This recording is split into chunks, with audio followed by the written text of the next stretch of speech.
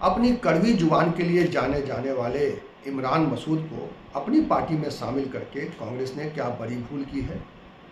ये सवाल उस समय भी उठा था जब इमरान मसूद को कांग्रेस मुख्यालय में औपचारिक रूप से पार्टी में शामिल किया गया था।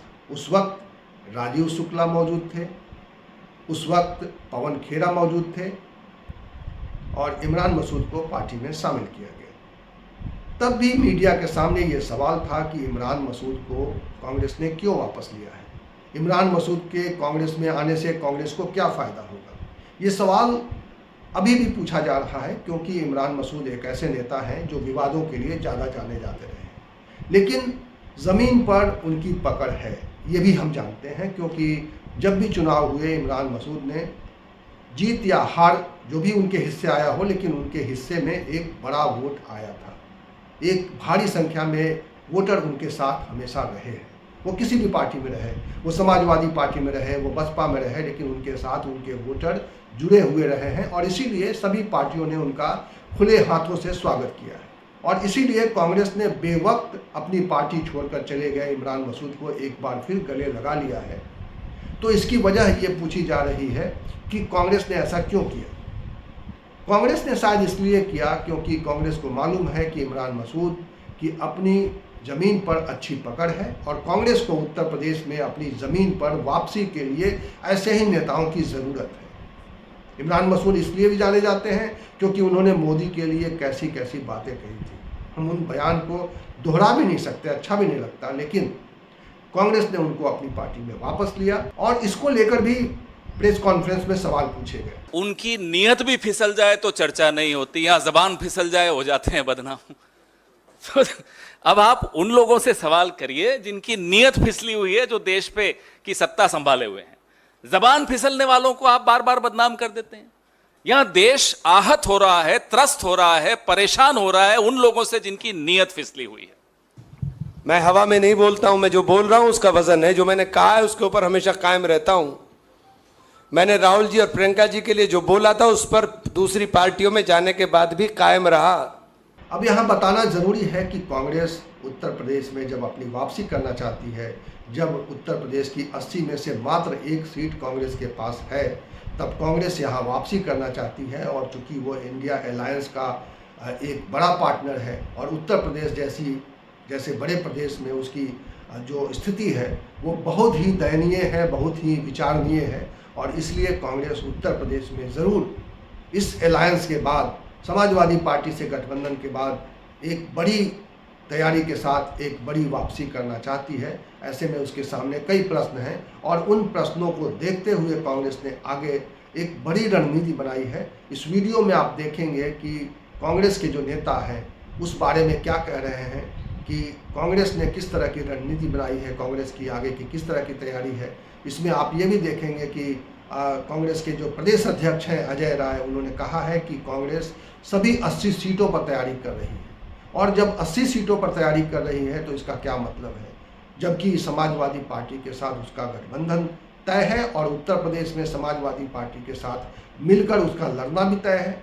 ऐसे में ये सवाल उठ रहा है कि कांग्रेस की रणनीति क्या है, कांग्रेस किस तरह से उत्तर प्रदेश में आगे बढ़ेगी, कांग्रेस के सामने किस तरह के चैलेंजेज हैं और कांग्रेस किस तरह से अमेठी, रायबरेली के अलावा उन कौन सी सीटों पर नज़र रखे हुए हैं जहां पर कांग्रेस को फिर से एक बार उत्तर प्रदेश में ताकत मिल सकती है, बढ़त मिल सकती है और एक बार फिर से कांग्रेस उत्तर प्रदेश में रिवाइव हो सकती है। राय जी, बनारस को लेकर के आपने भी काफ़ी स्टेटमेंट दिया और सत्ता पक्ष से भी आया।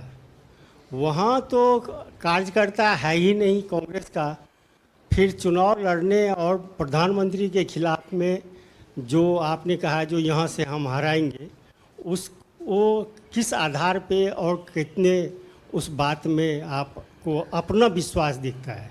देखिए, कांग्रेस के कार्यकर्ता देश और प्रदेश के हर शहर में हैं, हर जिले में हैं और काशी विश्वनाथ की बाबा की नगरी, वहाँ शुरू से कांग्रेस का वो स्थान रहा है। संपूर्णानंद जी, पंडित कमलापति त्रिपाठी, लाल बहादुर शास्त्री, सारे बड़े बड़े लोग हमारे वहाँ रहे हैं। बीच का एक समय आया जिन्होंने थोड़ा झूठ बोलकर अपना मामला सेट किया था, अब झूठ की दुकान बंद होने वाली है। कार्यकर्ता हमारे दबा कर हैं, आप चिंता न करिए, 2024 में उनको पता चल जाएगा। इमरान जी, अल्पसंख्यक समाज को कैसे आप जोड़ेंगे, क्योंकि आप अल्पसंख्यक समाज में एक जाना माना चेहरा है पश्चिमी यूपी से, उनको कैसे साथ में लेकर आएंगे? साथ में तो राहुल जी लेकर आ गए हैं, कहाँ लाऊंगा, साथ में तो लेकर आ गए हैं। राहुल जी ने भारत जोड़ो यात्रा के बाद जो दिलों को जोड़ने का काम किया, उसका असर पूरे देश के अंदर दिखाई देगा।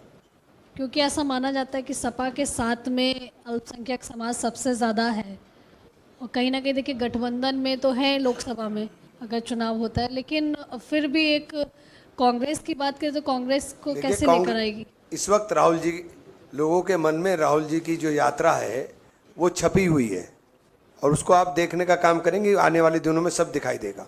उसी सीट से अमेठी से राहुल गांधी को चुनाव लड़वाने की तैयारी पार्टी कर रही है। देखिए, आप लगातार अमेठी को देख रहे होंगे और वहाँ की जनमानस, वहाँ के लोग बहुत ही परेशान हैं। आम जनता की आवाज़ है। राहुल जी लगातार वहाँ से सांसद रहे, गांधी परिवार 40 साल वहाँ से सांसद रहा, कभी भी वहाँ पर बनाने का काम किया, बिगाड़ने का काम नहीं किया। बना बनाया अस्पताल गरीबों की मदद कर रहा था, आम लोगों की मदद कर रहा था, उसको अनावश्यक रूप से उसको बंद करा दिया सरकार ने, और पूरी उसके लाइसेंस कैंसिल करा दिया। वो तो मैं माननीय उच्च न्यायालय को धन्यवाद देना चाहूँगा कि उनके आदेश से वो आज चल रहा है, गरीब आदमी का इलाज हो रहा है।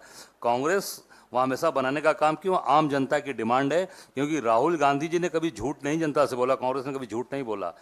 क्या चुनाव के समय क्या कहा आपने देखा होगा स्टेटमेंट स्मृति ईरानी जी का, 13 रुपये किलो चीनी मिलेगा आपको, कमल का बटन दबाओ 13 रुपये किलो चीनी ले लो।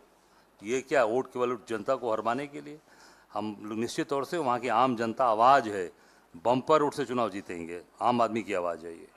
नहीं, मैंने मांग नहीं किया था, वहाँ की जनता की आवाज़ है कि जनता अगर वहाँ की आवाज़ देगी, आवाज़ वहाँ से चाहेगी, तो निश्चित तौर से उस पर विचार करेंगे प्रियंका जी के नाम पर। देखिए, ऐसा है, मैं प्रदेश अध्यक्ष हूँ, और प्रदेश अध्यक्ष के नाते हम 80 सीट की अपनी तैयारी कर रहे हैं। हम 80 सीट पर अपना काम कर रहे हैं, और उस पर निर्णय लेना राष्ट्रीय नेतृत्व का काम है कि गठबंधन में किस सीट कितनी किसके पास जाएगी। प्रदेश अध्यक्ष के नाते मैं पूरे 80 सीट पे पूरी मजबूती से काम कर रहा हूँ। देखिए, इंडिया गठबंधन बना है और बहुत अच्छी तरीके से उसकी बैठकें हुई हैं और बहुत अच्छा काम चल रहा है। विपक्षी एकता हमें काफ़ी मजबूत नज़र आ रही है, तो इसलिए जो सीट शेयरिंग है उसका काम जब चुनाव नज़दीक आएंगे तब शुरू होगा। तो ये चीज़ आला कमान पे छोड़ी जाती है। आला कमान बाकी जो इंडिया गठबंधन के लोग उनसे विचार विमर्श करके सीट तय करेगा। पार्टी अपनी जगह अपना काम हर जगह करती रहती है, क्योंकि पार्टी को संगठन पूरे प्रदेश में खड़ा करना होता है, पूरे देश में खड़ा करना होता है। तो अपना संगठन खड़ा करने का काम करते रहेंगे। बाकी सीटों का चयन पार्टी हाईकमान बाकी दलों के साथ जो इंडिया गठबंधन है मिलकर करेगी।